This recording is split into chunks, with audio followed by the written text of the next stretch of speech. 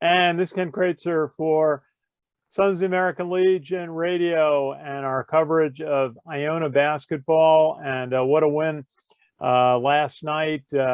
Thanksgiving 72-68 over number 10 Alabama. And to talk a little bit about that and is the commissioner of the conference that Iona plays in. That is the Metro Atlantic Athletic Conference. And that is Rich Ensor. Rich, how are you? And happy Thanksgiving. Well, thank you, Ken. Happy Thanksgiving to you and all your listeners. Oh, thank you. Now, remarkable game for Iona. They are now 6-0 on the new season, but defeated a number 10 team, Alabama, from a Power 5 conference and perhaps one of the top athletic departments in the entire country, considering their presence in football.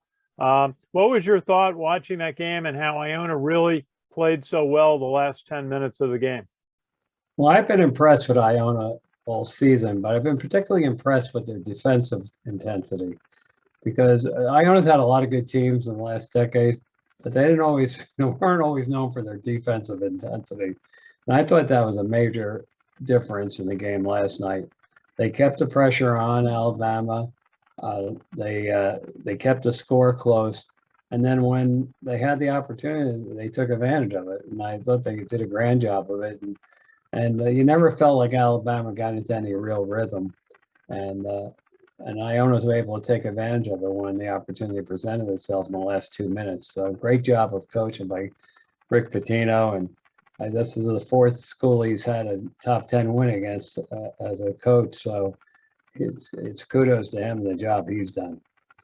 Well, certainly, I remember as a Providence alumnus when he took Providence to the Final Four in 1987. And, you were a toddler at that point, right? Kind of that about it. No, I was already alumnus. I go back to the Dave Gavitt days at Providence, and Sure. And Mike Tranghese being the sports information director there. Some great days. And just as you said, every time we ask Coach Pitino about how a player's been doing offensively, he immediately shifts the conversation to how that player is playing on defense. And that really showed itself with some of the defensive stops they were able to make when they were 9 points down and they were able to come back. Why is that so important to a team to play good defense? No, he's first of all, he can really spot talent. He's done a great job recruiting off the portal. And then he brings in a certain type of player from what I can tell. And then he wants them to have that defensive intensity as well as the ability to score. So often teams look for a quick fix by scoring, but I thought the grind that Iona made Alabama play, every score really paid dividends at the end, and I've seen it in other games this year. So I think that's the key to Iona right now. You got to be able to handle their defense if you're going to be able to have a shot at beating them. So. Pleased to see them doing so well. So early, we kind of set them up a little bit with the MAAC Sun last week, and we got them in the same hotel as at the Marriott Opryland. I keep saying, but Gaylord Palms over there next to Disney, and I think we tried to get them some rhythm there. They had an opportunity to win a couple of games against good mid-major teams, including that Liberty team. That's probably picked to win their AQ, and that set them up well for a few days rest and then come back and be able to play Alabama that well. So it's a great opportunity for the MAAC, and we're really happy Iona was able to take advantage of it. What does it mean for your conference to have one of your programs do well in a preseason tournament, beat a top opponent, a Power 5 opponent, and kind of set the tone for the season, for the MAAC season, for the conference games that will start coming up soon? That's interesting, Ken. I got emails and texts from coaches all throughout the league saying what a great win for the conference, because what it does is anytime one team has success, it helps all the teams with the RPIs and the ratings and so forth. And we're having that kind of year right now where you see slowly but surely incremental successes at different programs.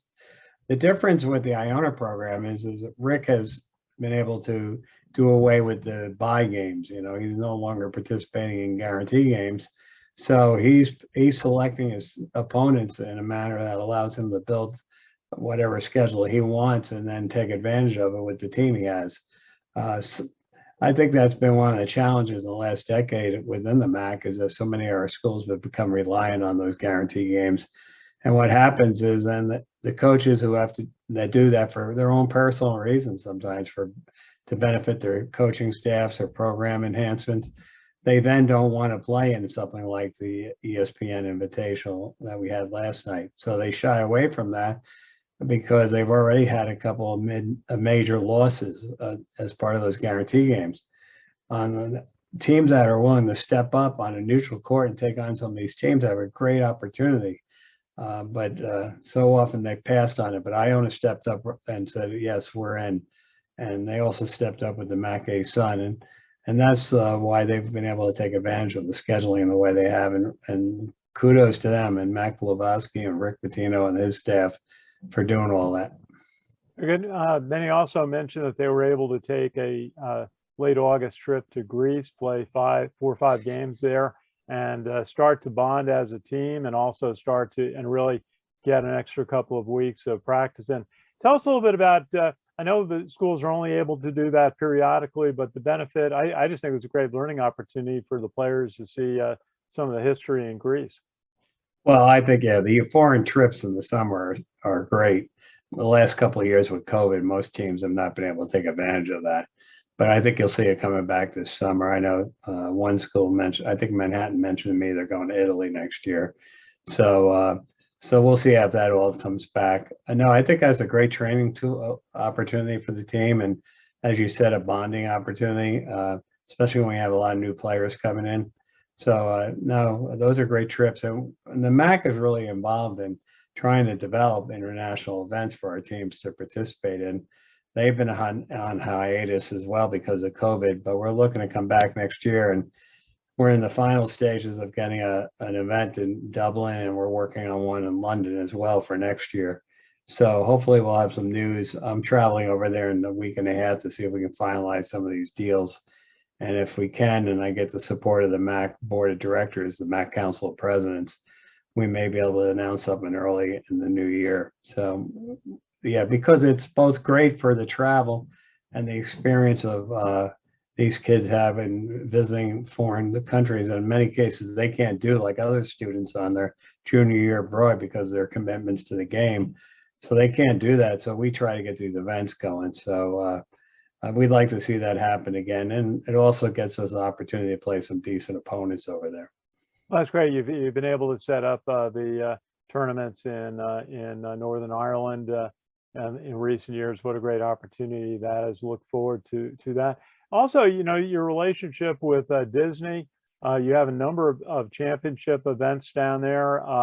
And obviously it helps when you have a team like Iona to fit into one of their premier tournaments.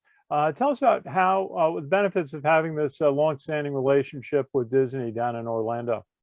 Yeah, we're going on 25 years plus with Disney Sports now. We got involved with them very early, before ESPN was owned by Disney. So at that time, it was just the opportunity to play at the wide world of sports on great facilities. And they just upgraded our fall championships in those days. Later on, we brought golf there because we just couldn't find decent courses up north in early spring to have our championship over a weekend. So we were able to work out a deal with Disney that was an outgrowth of our previous commitments for fall sports. And then along about that same time, we developed this invitational with ESPN at the time. And later when Disney bought ESPN, they merged all that. And they have an ESPN production facility on the campus site down there now. So we're able to take full advantage of that as well. And we use it both for broadcasting, but also for training some of our production assistants on the MAC ESPN school productions on each campus. So it's a great relationship. We're up for a new 4-year renewal this coming year. I've got to see what the ADs and the presidents want to do.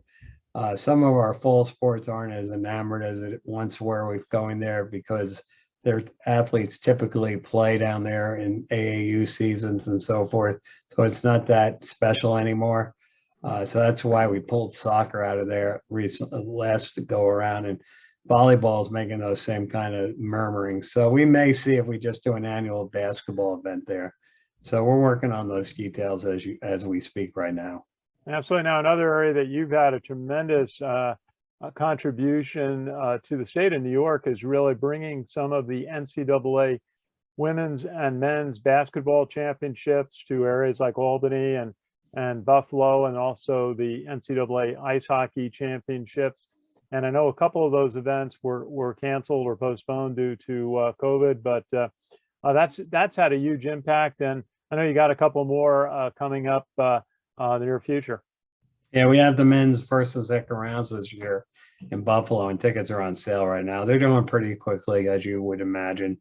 We'll be up there the weekend after the MAAC tournament. We'll be up there hosting, and then from there we have men's basketball and women's basketball scheduled in the next couple of years in Albany.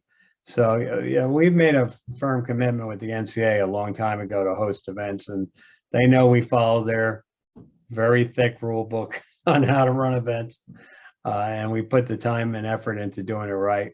And we partner with the arenas in our local communities because that brings business to them, and that makes for a better relationship with the local schools that want to use that facility as well. So in Buffalo, even though the basketball teams don't regularly play at the arena, the Key Bank Center also has an auxiliary facility right next door where the Canisius men's ice hockey program plays. So there are all kinds of benefits of those types of relationships, and we see that. And then the hotel community benefits, and they remember that when we want to host NCAA or MAAC events there in the future. So it's a good all-around business relationship, and it's good for my staff because they get a lot of experience and see how the NCAA does things. And it's the same thing with the school staffs locally that participate in helping host it. So a good educational experience for our very young staffs. And from there, they take that knowledge and put it to use in MAAC championships. And just a thought, while we have you, is to ask you about the big picture with the NCAA. There was work this year being done by a committee to restructure the NCAA, perhaps a new constitution. What are you looking at with the NCAA to be an advocate for basically the mid-major schools? Well, this is at least the third restructuring since I've been commissioner. Now I've been doing this for 30 years, so they seem to come in about 8 to 10 year cycles. And the previous cycle was all about getting the Autonomy 5 their own power structure so they could pass legislation that applied only to them. And we gave that to them. And we also gave up the one institution, one vote conventions over time in return for a representative system of governance. In that representative system of governance, we were able to get 3 guarantees for the mid-major leagues. A, AQ access to all NCAA team championships to which you qualified. B was access to the NCAA governance process and have a seat at the council table. And C was guaranteed NCAA revenue distribution. Now, those are in the current Constitution. So as we talk about in January about restructuring the Constitution, which is all about giving the A5 even more power, so be it. We are going to fight to have those 3 elements maintained. And I think we'll be successful, but we'll see. It's always a battle. And we have a lot of young commissioners right now, and some of them are not as used to this as maybe others. And you just got to be able to stand up for your institutions and make sure that they don't get run over in this process. So you feel pretty good about the current format for the men's and women's basketball tournaments, 68 teams, and a format that's really drawn so much attention to the sport. Yeah, I think it'll maybe be maintained. It's the golden goose right now. What you might end up seeing is some efforts to segment out some of the other championships. Maybe not unlike football where you have a, FBS and an FCS division within D1. I don't know. We'll see what they're up to. I'm not even sure they know what they want, frankly. As you can tell with the college football playoffs, they can't decide on their own format for that, and they have complete control over that process. And they've had their own realignment battles going on with membership. that's left a lot of bruised feelings in that group of 5. So we'll see what happens. And that realignment's just making its way down the food chain, and we'll have to probably deal with it at some point. We'll have to see. Absolutely. Well, you've done such a great job in your career supporting the mid-major programs such as Iona, Manhattan, all the schools in the Metro Atlantic Conference. Perhaps a final thought about the MAAC basketball seasons this year. You got a bunch of games coming up at the New York City arenas. Yeah, I think Manhattan's showing a lot of promise. They played really well down the MAAC A Sun. I think we see Monmouth has done well. They had a great win against Princeton the other night. Princeton had just come off of some decent wins against A5 type schools. So yeah, I'm feeling pretty good about the league right now. I think we're going to have a great season. And frankly, Ken, we got 2 more games to win down in Orlando. Yesterday was just the start, So and I'm sure Rick's preaching that to his own team. And don't get too hyped up on this win. We want to get 2 more when we're down here. Hey, before I forget, the media's been mentioning that Dick Vitale is expected to be at the games tonight and for the championship game. I remember, I think, when he was coaching at the University of Detroit years ago. And what does it mean to have Dick Vitale at the game? Well, it'll be special. He's obviously battling cancer, and he's got the support of the whole basketball community behind him. He's been such a fixture in our game for so long. I had the opportunity when I was a manager at St. Peter's. They came in to play us at the Armory, and they needed to be set up for basketballs and other things for practice at Hudson Catholic. So I actually attended Dick Vitale's practice with his Detroit team. All they did was run drills up and down that court for 60 minutes. He loved that high tempo game, So he'll love Iona if he has a chance to see him play down there. I know he was talking about Rick Pitino when he did the game the other night. I think it was Duke game. So yeah, it'll be great to have him there, and I hope he gets well soon. And we're all praying for him. Absolutely, our best wishes to Dick Vitale. It's certainly a great spokesperson for college basketball and college athletics. Rich Ensor, thank you so much, Commissioner of the Metro Atlantic Conference. Thanks for a few minutes today. And also thank you for all you've done for college basketball and college athletics in your career. Great to see you, and happy Thanksgiving. Happy Thanksgiving to you, Ken. And let's enjoy the rest of the holiday season. Thanks. Absolutely. Good to see you. It's Ken Kraetzer for Sons of the American Legion Radio. Have a good day.